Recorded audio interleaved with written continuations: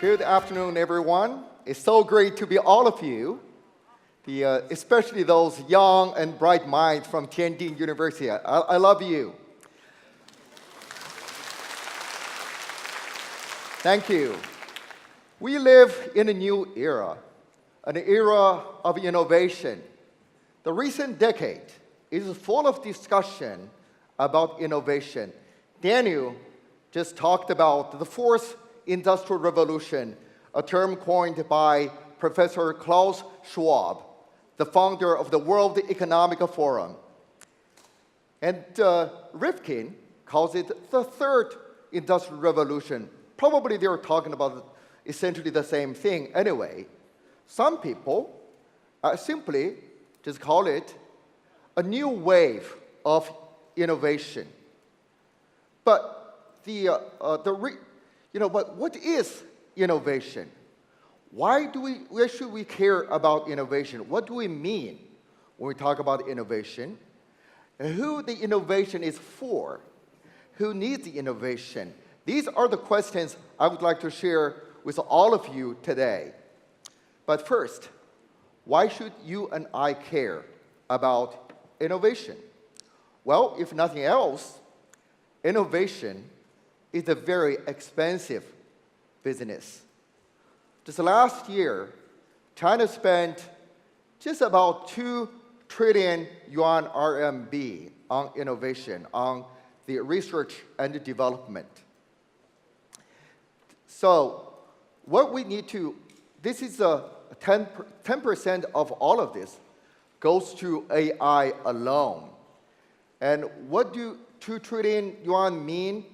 Well, it's just about how much all cities in China to put in for the construction and the maintenance of all municipal infrastructure. The roads, transport, power lines, sewage, drinking water, and so forth. Innovation is actually more than expensive. It is crucial for business.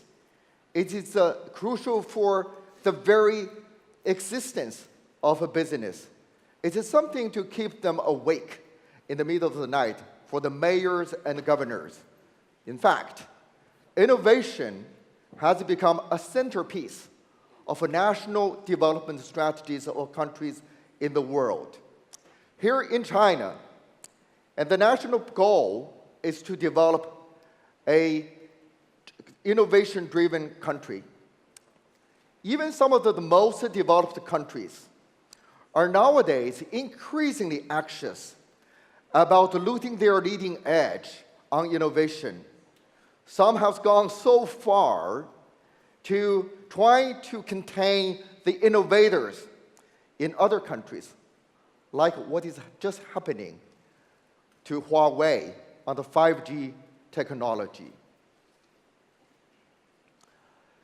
Why innovation is so important? Because we are now living in a special time in human history. Innovation has never been so important, never get so much attention in the entire history of the human beings. And so arguably, the only uninterrupted civilization. The Chinese civilization is predominated by agriculture and agricultural society, which just repeats itself year by year, generation after generation, and without any change. In an agricultural society, innovation is not pursued. In fact, it is often avoided. Innovation was not a social issue in the long history of our agricultural civilization. There were only scattered and occasional innovation here and there in the world. The first wave of innovation, the jump-started the Industrial Revolution, the first Industrial Revolution, which in turn propelled the subsequent innovations in the human history, as many new ideas and inventions were applied to industrial process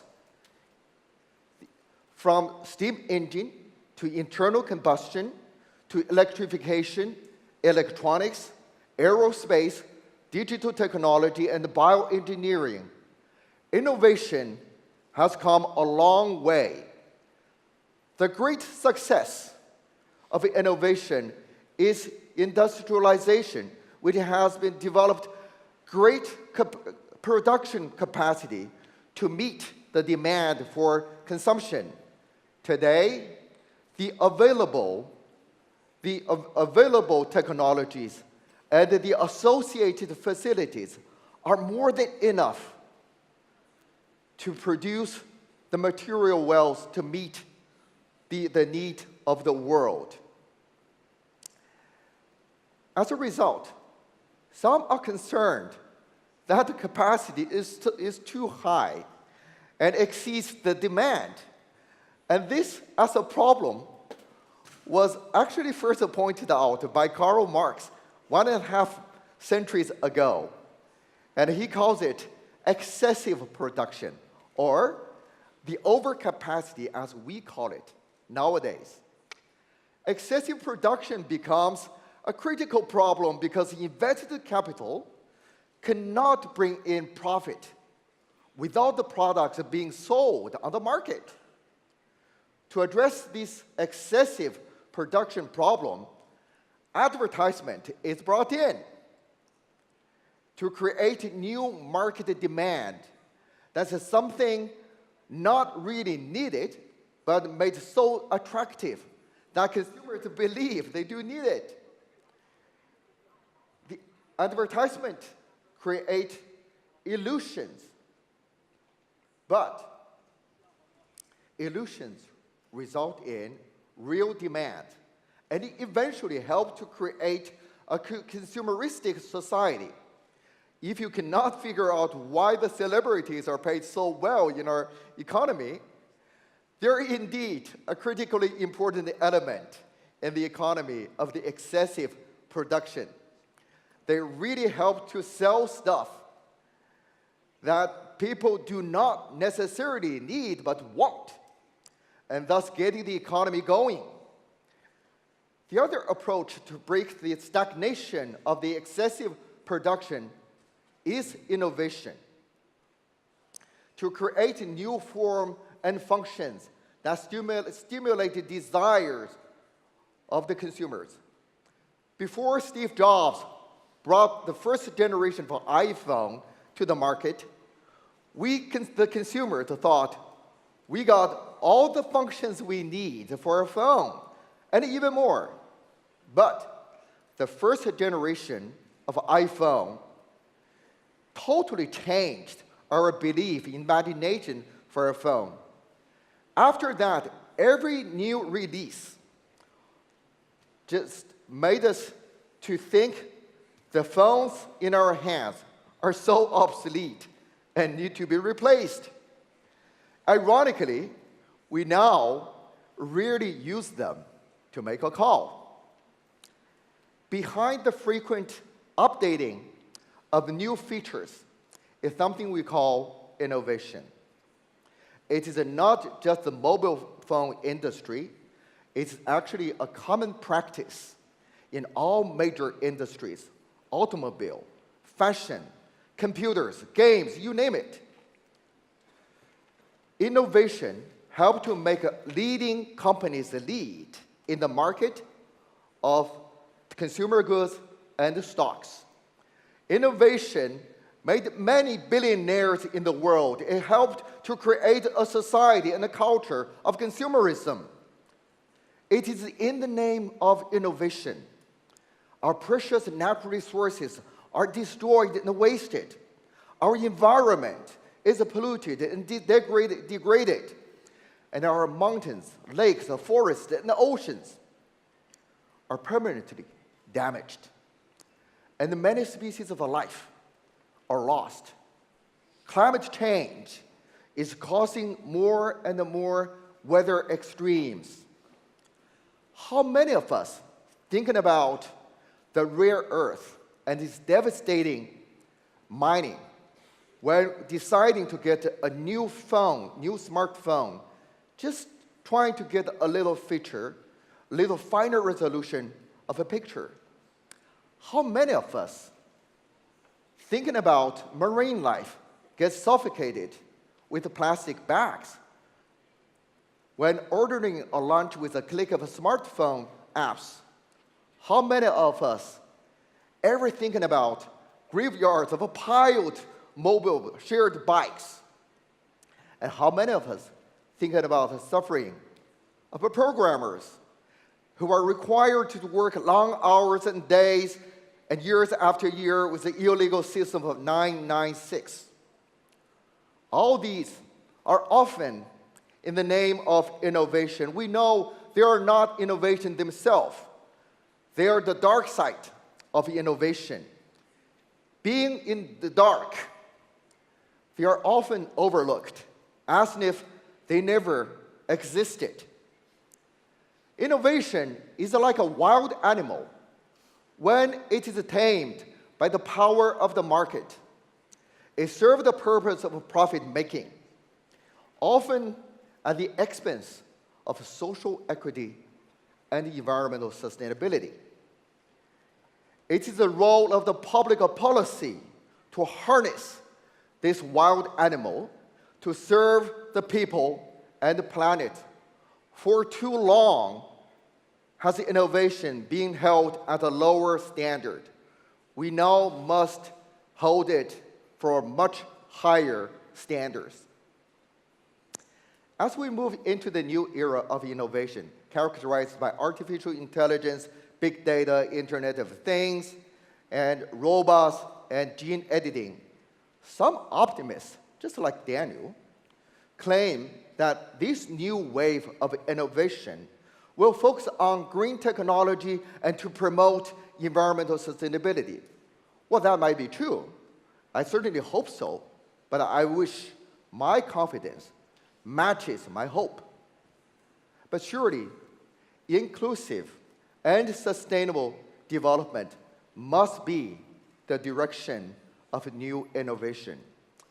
Industrial development served the world with abundance of private goods for private interests, but has left with almost unamendable gaps in equity and sustainability.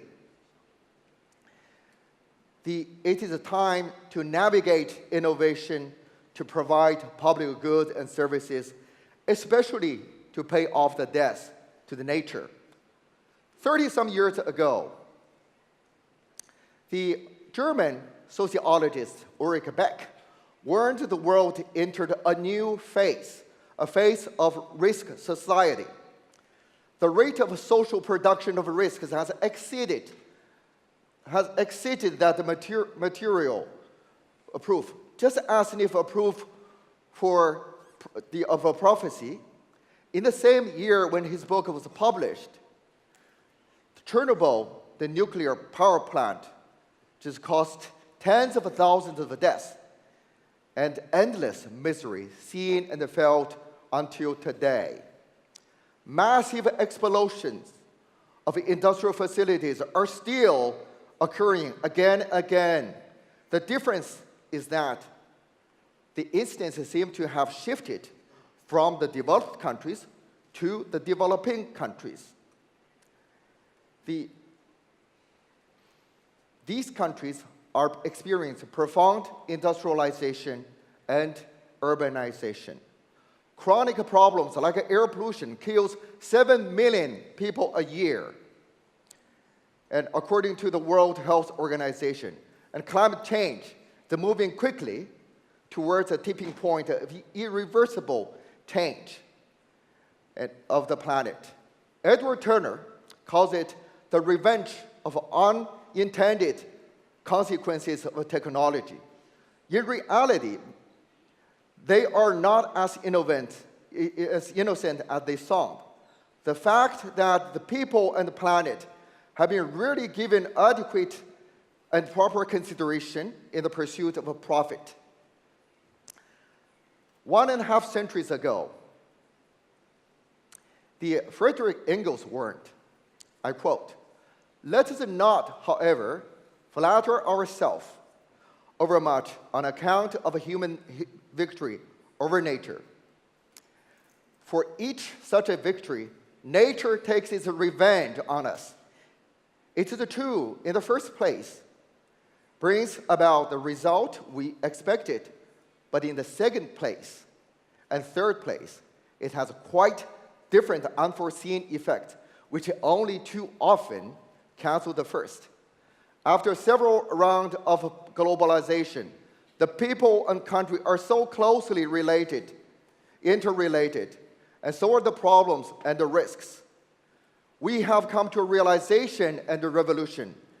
Even in this competitive and sometimes hostile world today, we find that greatest challenge we face are no longer each other. They are the common challenges that threats the human beings. We no longer live in jungles. We are in a spaceship.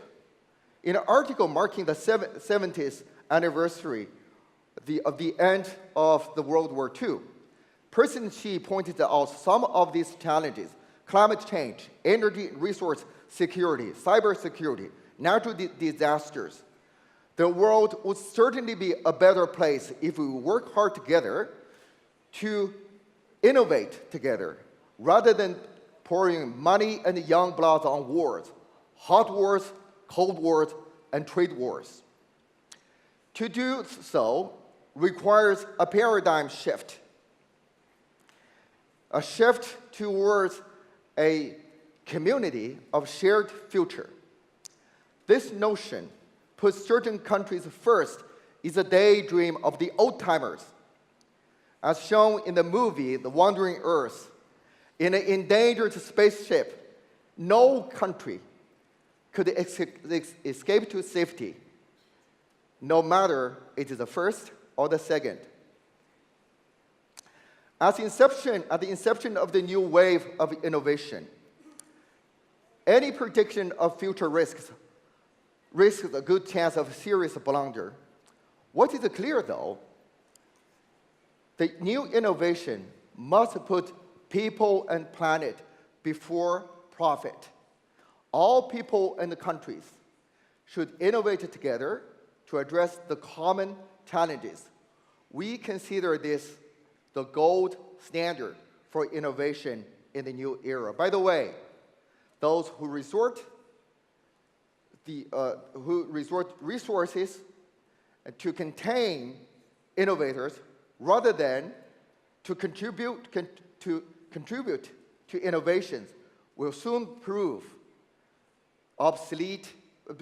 themselves obsolete and eventually irrelevant. Thank you very much.